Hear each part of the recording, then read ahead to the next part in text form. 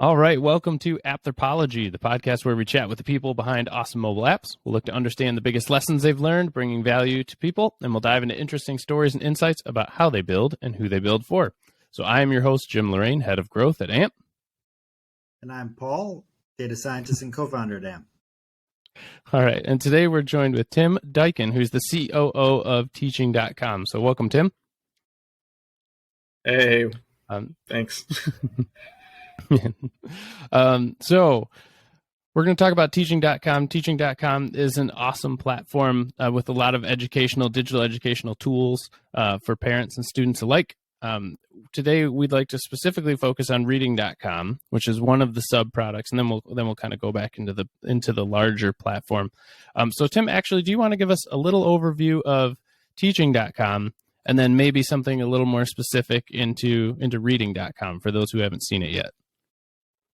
Sure, yeah. Teaching.com has been around for 20, 25 years. We're a very small educational technology company based in San Juan, Puerto Rico. Teaching.com is just kind of the umbrella organization. There's no platform or software there.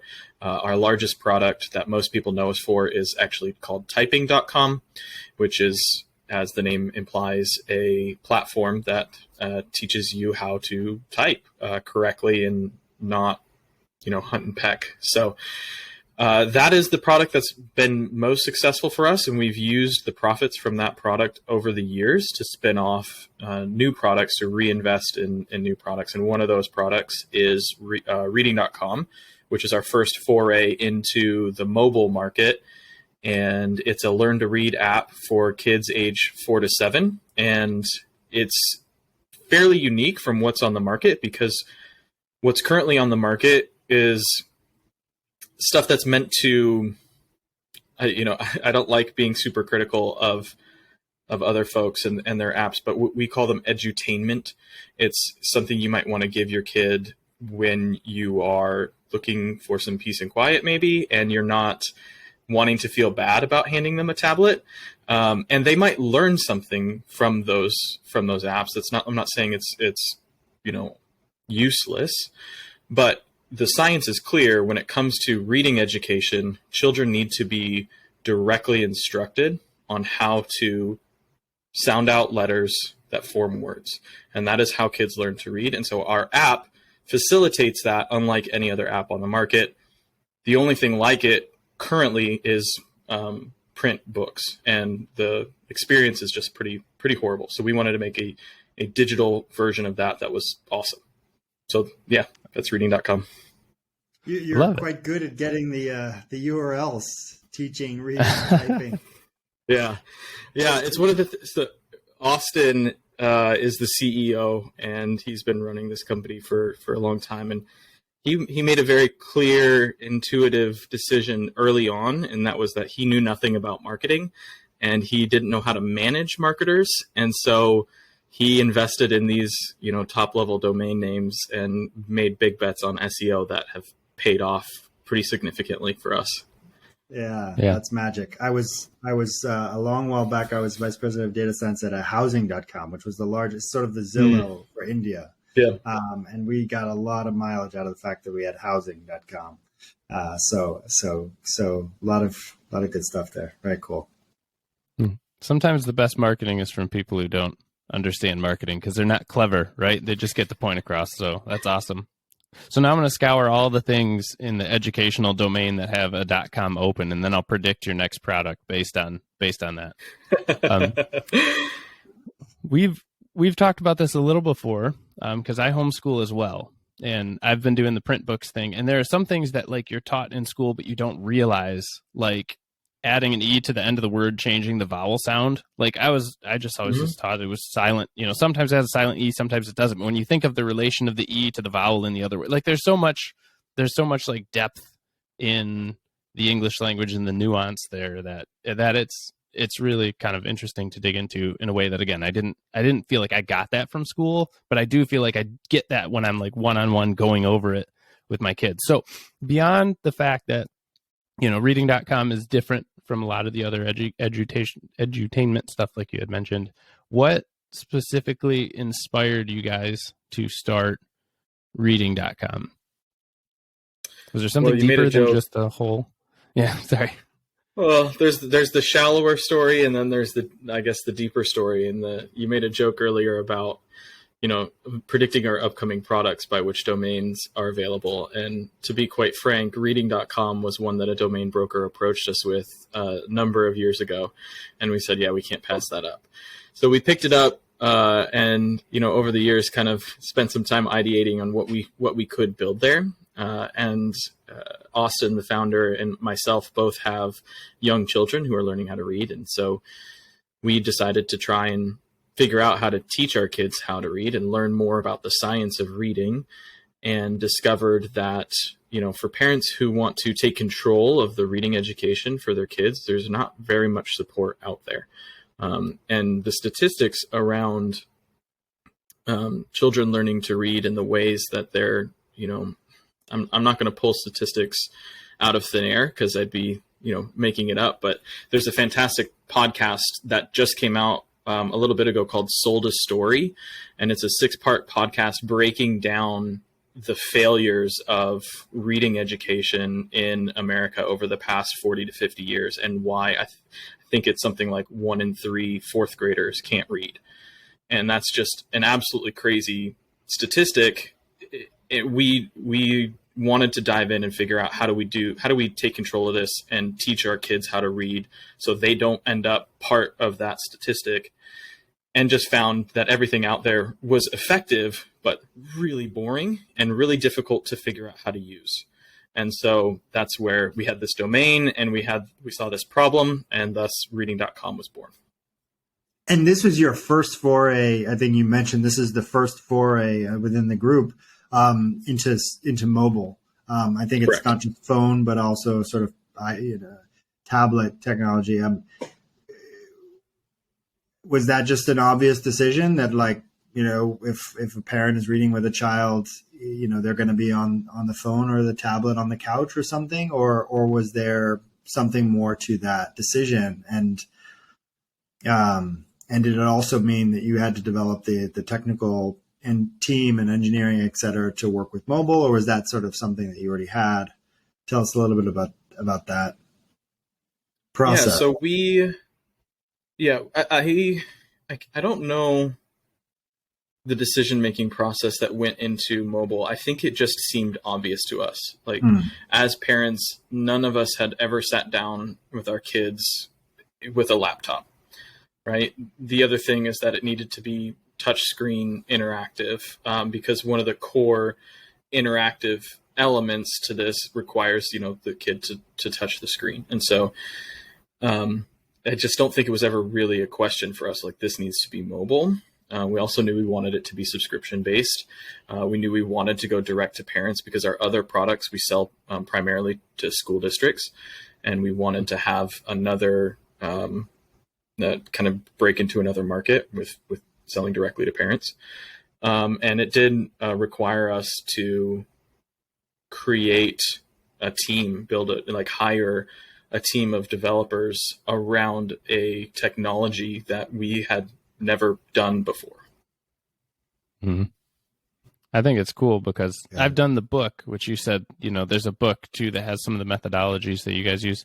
And it is, you touch under the letter M and you make the M sound, to learn the different letters. It's involved, right? And it's 2 people. And kind of in working with the messaging for you guys, it's been very interesting because one great feature about using the app is it's like bonus cuddle time. It's bonus quality time. You're like sitting next to each other. And I agree, like, a laptop totally kills the mood, because then we have to sit at a table. There has to be some structure where it can just be us, like, with him, one of my sons under my arm or something as we're going through it on a tablet or phone. And it's just so much, the whole experience is just nicer. It's just a great, like, bonding. So you get so much more than just reading, which is cool.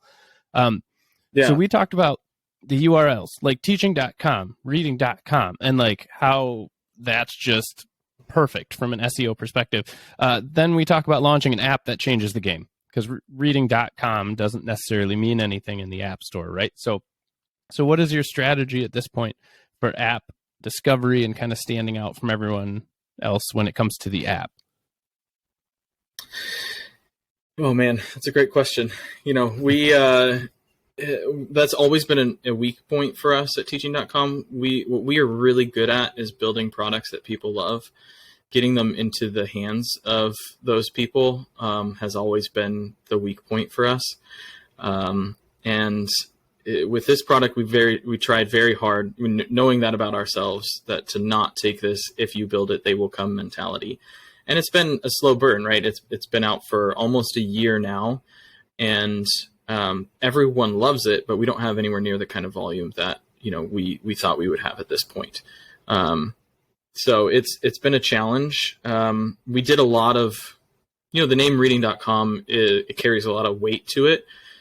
But for us, we did a lot of hemming and hawing early on, because we have this product now, this one app that focuses on learning to read. The next stage, it's useful for kids age like 4 to 7-ish. The next stage of, learning to read is reading fluency. And there's huge opportunities for us to build an app that helps with that. And then there's even opportunities, for adult learners in speed reading and such, right? Like learning how to read faster and better. So we actually envision that Reading.com will not be a single app. It will be a family of apps catering to different needs in the market. And so we went back and forth a lot. Do we just call this thing Reading.com, or should we have a different name for it? And we settled with Reading.com, because while we want to build those things in the future, they're a ways off, and we can always rebrand in the future. So right now we went with Reading.com for this specific app. We're doing we've tried some, App Store optimization. We're only on the Apple App Store right now. Android should be coming hopefully in a couple of months, maybe next month. Doing some App Store optimization. We have a consultant that we're working with who's fantastic for that, trying some light ads. One of the problems that we have is that we're a made for kids app, which means the data that we can get on attribution and just anything really is very limited. So a lot of the stuff that just kind of works out of the box for other apps in terms of attribution and analytics just doesn't really work for us. So that's been a challenge as well. The biggest success we found has just been with influencers. There's a lot of people who are very passionate about teaching kids how to read. And they have quite large followings on the Instagram and Facebook and YouTube and whatnot. And it's actually been interesting because we built this app as a direct-to-consumer product.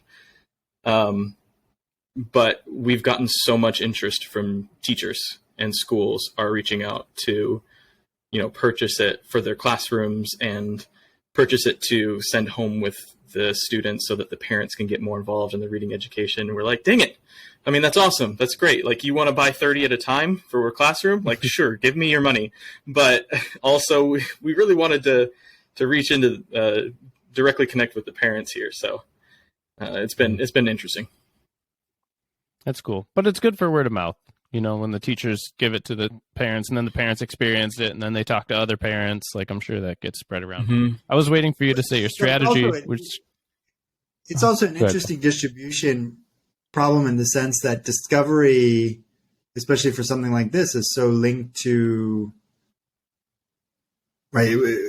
For a topic like this, it's like, everyone, when you're buying a shirt or some kind of gear, right? You have a personal opinion, et cetera. This is something where it's your child. And so there's an element of fear and wanting for it to be a quality or to be the right way. And then I think we've heard you emphasize, right, the science that goes into the app in terms of the process. And I would guess, especially for a lot of households, that science element is can be appreciated in the sense that they progress, but not necessarily recognized off the bat that this is the right way versus any other way. So the way in which you are referred feels like it might end up being important in the sense that if the parent hears about it from a teacher, then that kind of coincides and supports the fact that your value proposition is that this is actually a rigorous pedagogy. It's very thought out in terms of the process that is used. So that seems to make sense. For sure. Yeah. Like, as a parent, there's so much noise, so many people out there schlepping their wares to you as a parent. And, there's always a new product. There's always a new thing to try. I don't do any of it unless it comes recommended to me by a friend who's tried it, or, I've seen, really trustworthy, authentic reviews on it. And so we know that the only way this app is going to be successful outside of the school market is parents telling other parents about it. And, saying, hey, I use this, my kid reads now, they were struggling in school. And, it was super easy. It was super fun. My kid loved it. You should try it with yours. And that's the only way this is going to be successful. I was waiting for you to say your best marketing approach is showing up on podcasts like this and talking to people like Paul and I. And no, it's worth a shot. Hey. It's worth a shot.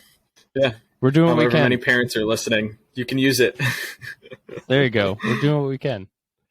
All right. So you mentioned the Made for Kids struggle, and man, it seems like that's cracked down. You can't upload a video to YouTube anymore unless you say if it's made for kids or not, and all the additional restrictions around that.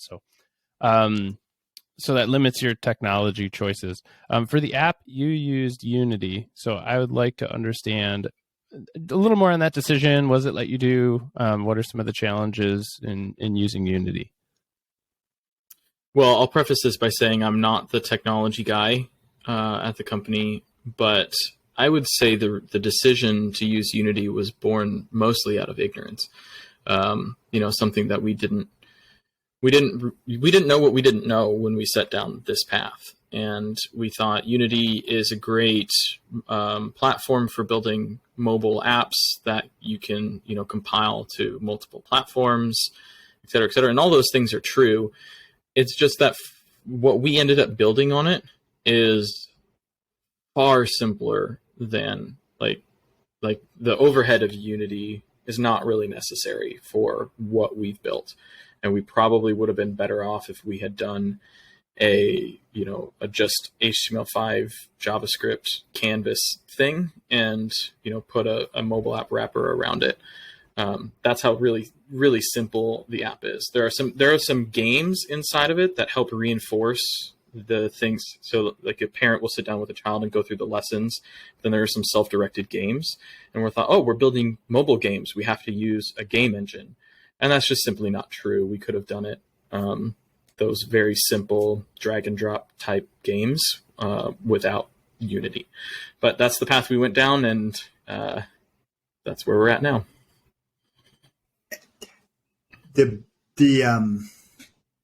Speaking of the capabilities of Unity and the ones you've ended up choosing to use,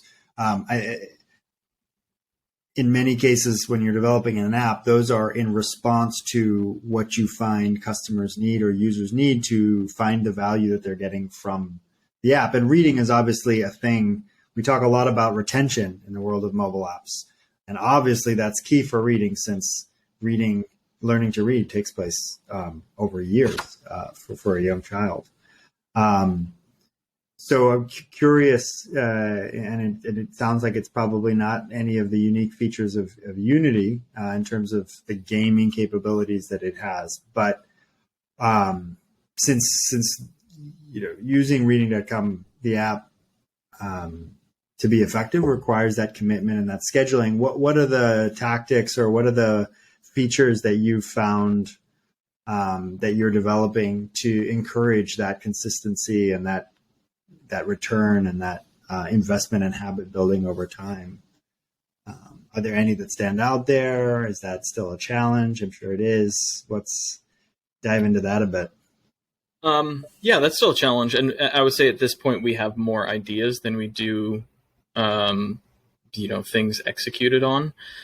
This app is something that it was a passion project, something that we saw was missing, and something that we would really want to use ourselves.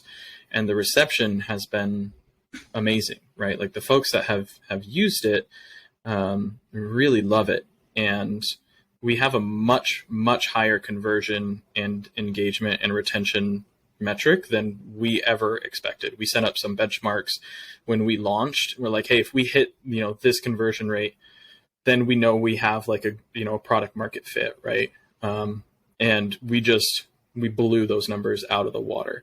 There's some clear hunger for this. And so when it comes to keeping folks engaged, we have a lot of things that in this app in particular, it's about moving children through the lessons. And so how do we encourage them to move from, lesson 1 to lesson 99?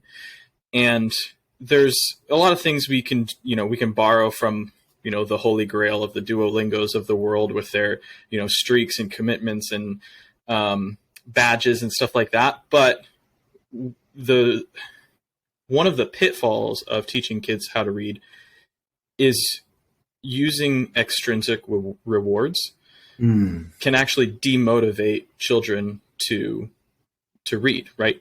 Mm-hmm. When you're learning to read, reading itself is the reward, right? Not some little badge, not some little character, things that you might earn. And so we've tried to intentionally keep some of those gamification engagement things suppressed and just really provide a great reading experience for the kid.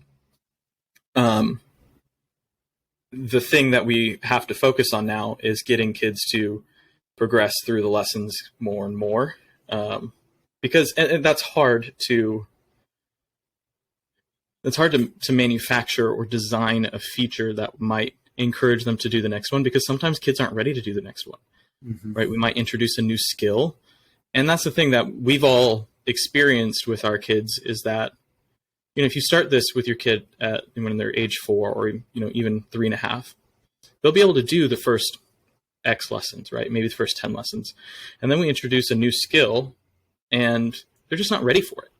You might need to take a break. You might need to go back and redo some of the lessons, work on things outside of the app, and then come back to it and try again. And so it's really hard when we start talking about, well, we could do this or we could do that to keep people in the app and spending more time in the app and, not canceling, et cetera. But we have to balance that all with the science of reading and the experience we would want for our kids, all that kind of stuff. I think you have a unique challenge too, because it's not just getting commitment from the child, it's getting commitment from the parent. So you need the parent and child. Exactly. And life is different from every person, looks different from every person, which times you're available, which days you're available. I need to line up 2 people now. I need a parent and child in those times. So I think it's interesting. Yeah.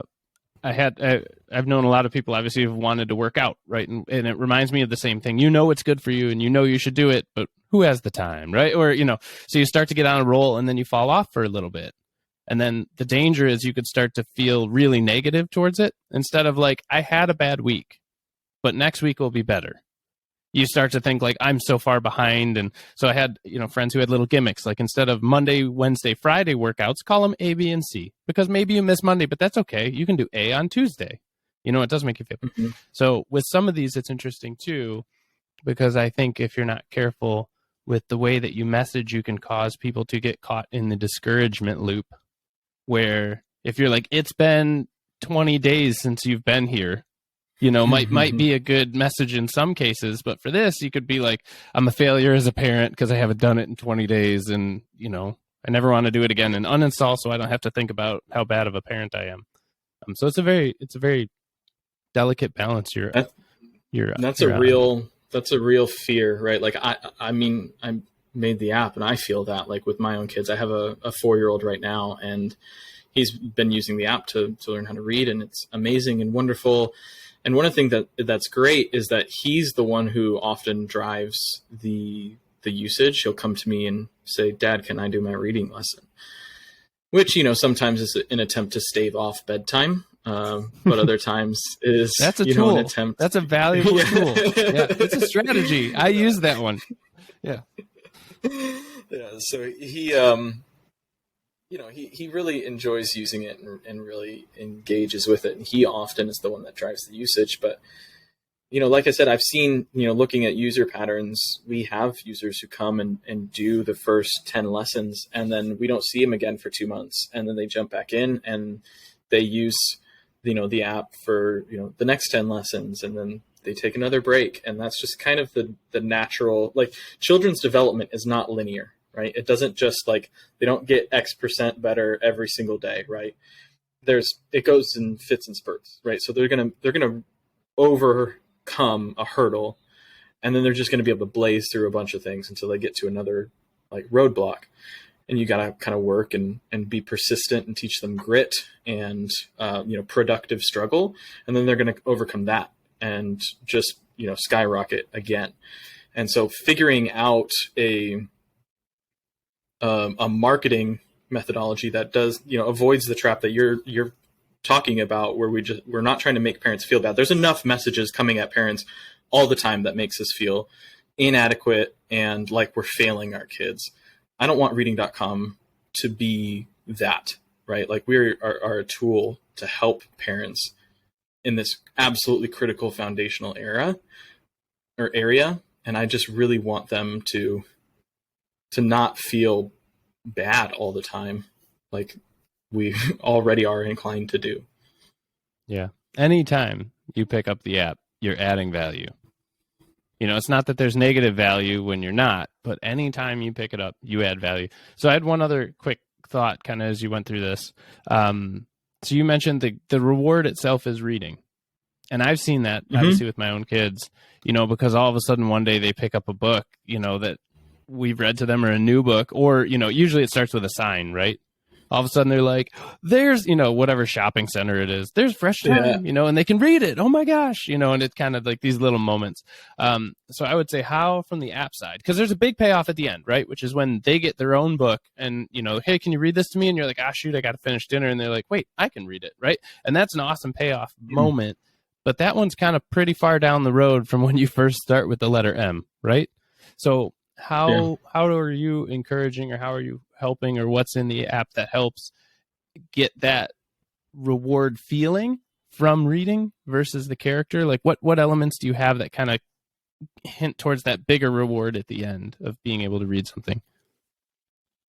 Well, we have an absolutely wonderful designer who's been working on this. And, if you download the app and look at the kind of the main core experience, it's this beautiful map where all the lessons are laid out in this progression. And as you progress through the app, the map actually kind of takes you on this journey. And it's super interesting to kind of see where things go. And that's because learning to read is a journey. It's this thing that it never really stops, right? You can always get better at reading. And so we've tried to make this experience just really beautiful so the kids find it really engaging. We do have, small interactive elements. Like if you open the app, you'll see there's a little house in the corner with these colorful tiles, which are actually maps of piano keys. So you can play hot cross buns on the roof of the house, which is fun. It's not something that kids are going to sit there and do forever, but it's just like a little fun thing. My kid opens the app and immediately just starts like pounding on it for a few seconds, and he loves it. And then he's like, all right, let's do the lesson. Another thing that's really engaging is at the beginning of every lesson, we have an alphabet song.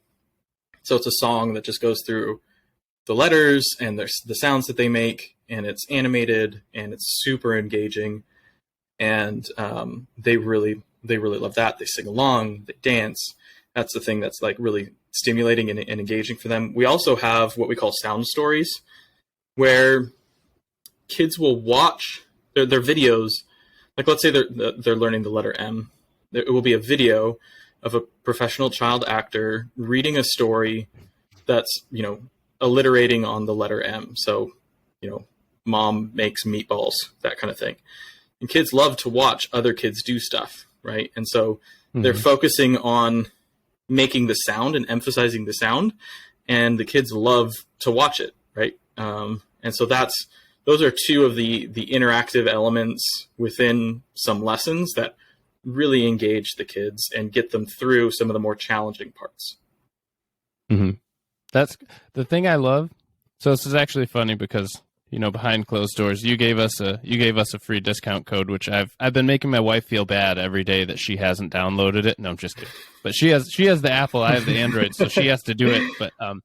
But one of those things with that house that you've thought about well is sometimes, so we've done the book version, and sometimes you just need a pause, like you just need a break, you need a reset, like just for a second though. You know, it doesn't mean get up and everything. It just means like, oh, okay, you know, obviously we've gotten down the rabbit hole. You're starting to just say random letter sounds because, you know, we've been working on R and T, and your brain's mush at this moment. We just need to take a pause. So it's like, I love that you've even thought about that element within the actual app of like allowing that break just for a second, you know, play with the roof for a second, or even like mom's got to stir the spaghetti. So just play with the roof for a second. I'm going to go stir spaghetti and come back.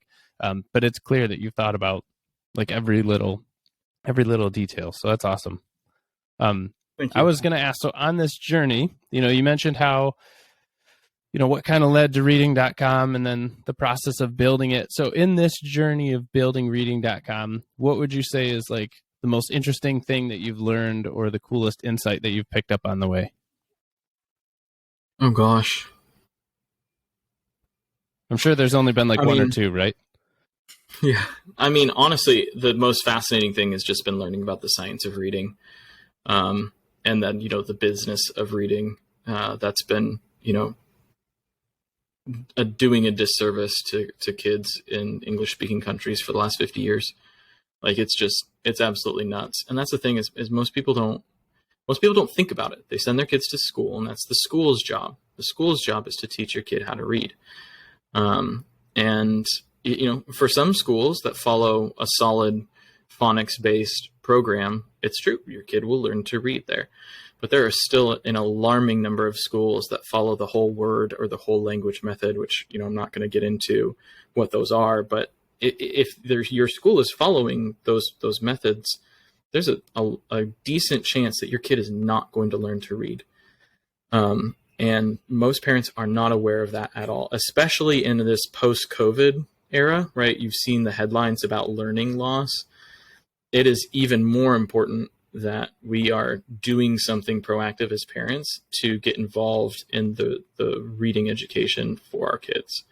So that's been the thing that's just been most eye-opening for me. Because before we went down this journey, I thought like, yeah, whatever. I mean, my kids will go to school. They'll learn to read.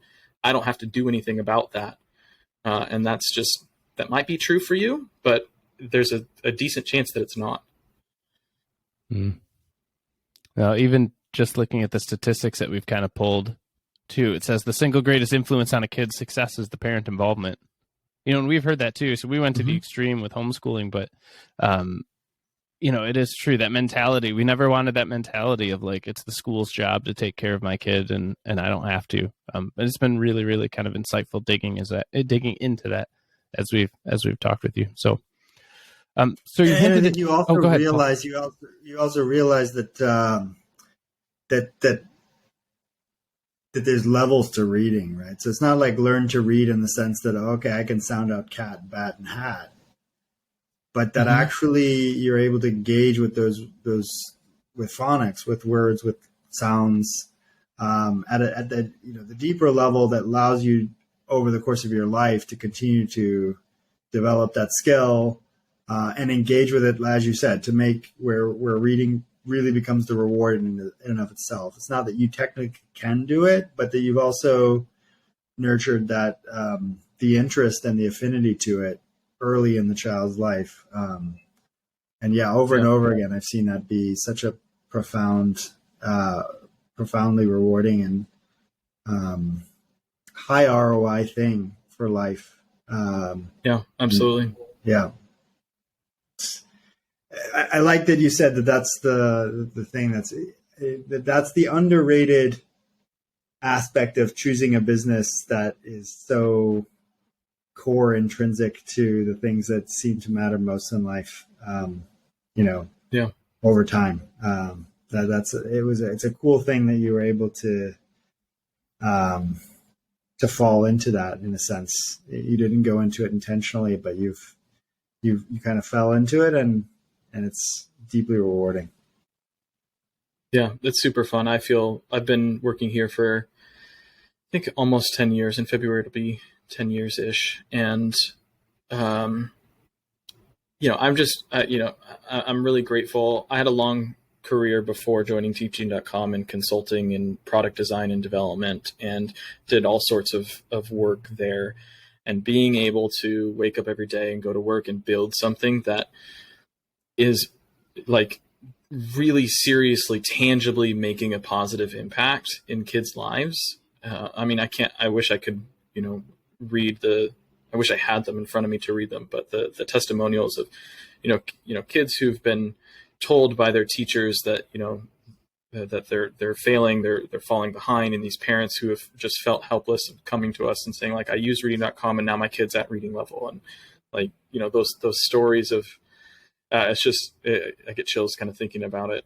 It's really awesome to be able to do something that is really a force for good in the world, and get to do the things that I love, like building technology, designing products. Like it's a dream job. Absolutely. That is awesome. So you guys have a big suite of products already. We've kind of hinted at some of that, right? So teaching.com is on the top. We have reading.com, typing.com. You have NitroType. You've teased, I believe, on your website at flashcards.com, which I don't know how you guys get these domains. So how are you picking? Is it totally the domain idea of what you're picking to come next, or do you have ideas for what's coming next? Has any of the past taught you kind of any of the future? What do you think? I'm waiting for thinking.com. So thinking.com. Oh man, it's just a There's blank so much screen. Learning to do there. Yeah. Gosh, it's been a combination of, domain brokers coming to us and they see, oh wow, these guys have, a bunch of really awesome domains. They're clearly willing to invest in domains. And so we get approached with high-level domains often, and we, think about, is the cost worth it? Can we actually do something with that? But then there's also been times when we've gone out and acquired other domain names because we're constantly thinking about things we could build, and we want to build a I don't want to say big because we don't have headcount goals or anything like that as an organization. That's not really our speed. We really want to just build cool products that make a positive impact, and we have way more ideas than we have time. And so it's about picking the ones that we think that is a good fit between what the market needs and what we're capable of. Flashcards.com has been our the white whale for us for a long time. We've built internally many versions of it where we haven't really been happy with any of them, and then we kind of put it on the back burner for a while and focus on other things, which was, we were actually going to focus on flashcards.com. We knew we wanted to do flashcards.com. We knew we wanted to do reading.com. We knew we couldn't do both well at the same time. And so we started looking for staffing, and we actually found a designer that is super talented. And I thought, like, this guy, this is the guy to help us build reading.com. And so that kind of helped us, pushed us in that direction. So hopefully flashcards.com is something that is coming soon, but it's been coming soon for quite some time. I think it's interesting because that flashcard app space is pretty full. You know what I mean? There's a lot of flashcard-ish type apps. So like, how are you meaningfully different? It'll be really interesting to see kind of what you guys do there. But yeah, I mean, it's been a minute since we talked about it internally. Again, that one was kind of born out of a need for like Austin. He was trying to learn a second language and was using some of the different flashcards apps out there and was just deeply unsatisfied. Like, some of them had these really powerful learning algorithms, but a terrible user experience. and other ones had this great user experience. They were easy and fun to use, but the learning algorithms were not that great, because there's a science to flashcards, right? Spaced repetition, how often you need to review something in order to maximally retain the information. And so we wanted to build something that was both easy and delightful to use and had a really powerful learning algorithm behind it. And so we haven't, it's still a ways off, but that's still the goal for flashcards.com. Well, if anybody could do it, I have faith in you guys. And I wanted you to know, I did a quick check while we were chatting. My apologies. But eatingvegetables.com is available, and you can buy it now for only $3,095 from hugedomains.com. So if you're looking for something to help encourage kids later, meditation was done. Right. Meditation.com is taken, sleep.com is taken, but eatingvegetables.com, very much available. So again, if anybody can do awesome. it'd be you guys. So yeah, I just want a little bit of a commission on when you launch that. Right. Yeah, for sure. Yeah, absolutely. Yeah. I mean, the other thing that we've talked about is, branching out outside of the US, outside of English speaking countries. So we've seen actually a much higher interest in reading.com from outside the US than we anticipated. Lots of parents, trying to use it to teach or reinforce their kids' English, which it was not meant for. It does not do that with a powerful pedagogy at all. But parents are using it in that fashion. We have reading.com in some other languages as well, that we would love to be able to, bring, like a Spanish version of reading.com or a Portuguese version of reading.com. Both of those languages we have for typing.com, and just some of those expanding out and being able to serve kids and families in other countries, as well as another avenue for growth for us beyond just building and adding to the portfolio of products. I like it. So for that one, like the supporting text would all be Portuguese, for example, but then you're still teaching English, like as the first pass? No, we would probably, the language learning app is, or the language learning space is fiercely competitive. And that's probably an area that we would want to stay out of. I don't think we can do, language learning better than Babbel or Duolingo. I think we would, if we were to teach, in another language, we would be teaching kids in Spanish-speaking countries how to read Spanish, which is far easier than learning to read English, because Spanish is an actually phonetic language. But still, there's value there in teaching, in teaching those kids how to read through a delightful, positive experience. Absolutely. No, that's cool. And I know a lot of people who've gone to be teachers, English speakers who have gone to other countries to teach English. So there's obviously a need, but that's cool. Paul, any thoughts before we wrap up? No, this has been great. Really love the zoom out and zoom in, and also the care and attention that's put into the product development. I think we often talk a lot about how apps can reach and engage with their users, but it really is both what you build and how you build it, as well as how you convey it and how you enable discovery. And this has been a really nice mix of those topics. I enjoyed it. I mean, we spent a lot of time talking about me. I just want to say, why I'm talking to you guys and what I'm excited about AMP for. And I promised I'm not being paid for this at all, nor did the guys expect this. But as a company who's not good at marketing, the idea, I've used a bunch of different tools, and we've looked into push notifications and all these different messaging avenues. All these products out there are just like, here are the tools. You guys tell us when and how and why you want, what you want the message to say. And it's just completely overwhelming and feels like we're just taking a stab in the dark. I don't know, maybe this thing, sending a push notification at, 10 a.m. on a Tuesday might get moms and dads to want to use the app more. I don't know. But what you guys are building at AMP it's a huge relief for me to know that we can create the message, we can focus on the message, and the technology can figure out the optimal time and pace and space for that messaging. So I think what you guys have built is really awesome, and I'm looking forward to. We're not integrated yet on Reading.com, but I'm really looking forward to getting it in there and seeing what kind of value it unlocks for our users. Thank you for that. We're likewise excited. Jim and I often are like, we just get jazzed about the copy and the process when it's something that we actually care about quite a bit.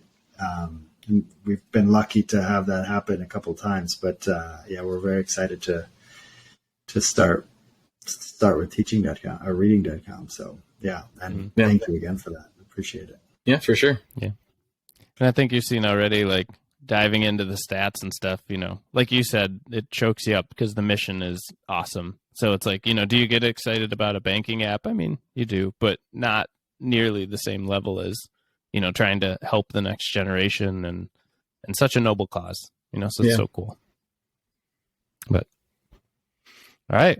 Well, that is a wrap. Thanks so much for tuning in to the Appthropology podcast. We hope you learned something that'll help inspire your own work. If you enjoyed this episode, please like and share. Leave us a 5-star review on Apple Podcasts. And that's all for this week. So thank you again, Tim, and we will catch you all next week.